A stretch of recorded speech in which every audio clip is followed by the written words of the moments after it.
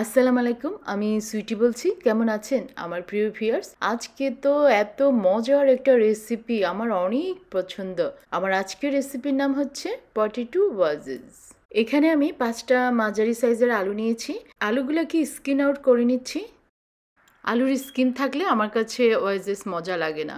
একটা আলুকে মাঝ বরাবর সমান করে 2 ভাগ করে কেটে নিব। তারপরে এই একটা ভাগকে আবার মাঝ বরাবর সমান করে কেটে নিব। তারপরে আবার আরেকটা ভাগকে এভাবে 2 ভাগ করে নিব। একটা অংশ 4 ভাগ, আরেকটা অংশ 4 ভাগ, মোট 8টা স্লাইস হবে। এইভাবে কাটলে প্রত্যেকটা পিস দেখবেন সমান হয়েছে। আলুর পিসগুলো ঠিক এরকম হয়েছে। এখন আমি আলুর এই পিসগুলো ঠান্ডা পানি দিয়ে ধুয়ে নিব।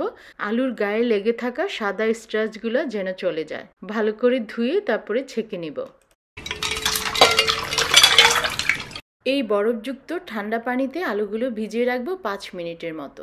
ঠান্ডা পানিতে ভিজিয়ে রাখা আলুগুলো এখন ফুটন্ত গরম পানিতে দিব। পানিটা যখন এভাবে ফুটে উঠবে তখনই এই যে ঠান্ডা ভিজানো আলুগুলো দিয়ে দিব। ফুটার সাথে সাথেই দিবেন, তার আগে কিন্তু দিবেন না। আলুগুলোকে আমি 70 থেকে 80% মতো সিদ্ধ করব। স্বাদ মতো লবণ দিয়ে দিলাম। 6-7 মিনিটের মতো সিদ্ধ করবেন। আমি পেপার টাওয়াল দিয়ে আলুর পানিগুলো শুকিয়ে নিচ্ছি। আপনারা কিচেন টাওয়াল বা যে কোনো টাওয়াল দিয়ে আলু থেকে পানিগুলোকে শুকিয়ে নিতে পারেন।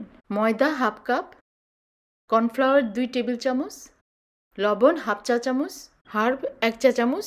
হার্ব না থাকলে ধনিয়া পাতা অথবা মিন্ট কুচি দিতে পারেন।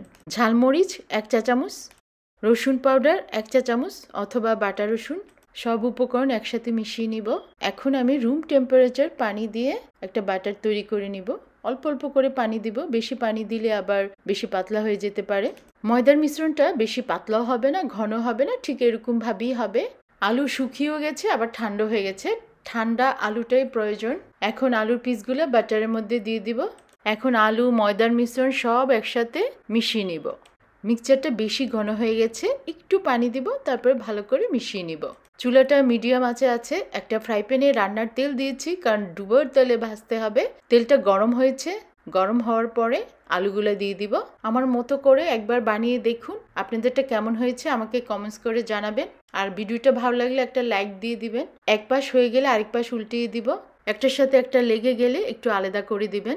যখন ব্রাউন হবে তখনই বুঝবো যে হয়ে গেছে। এই তো হয়ে গেছে। এখন নামিয়ে নিব।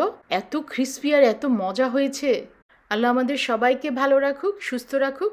দেখা হবে নেক্সট ভিডিওতে ইনশাল্লাহ।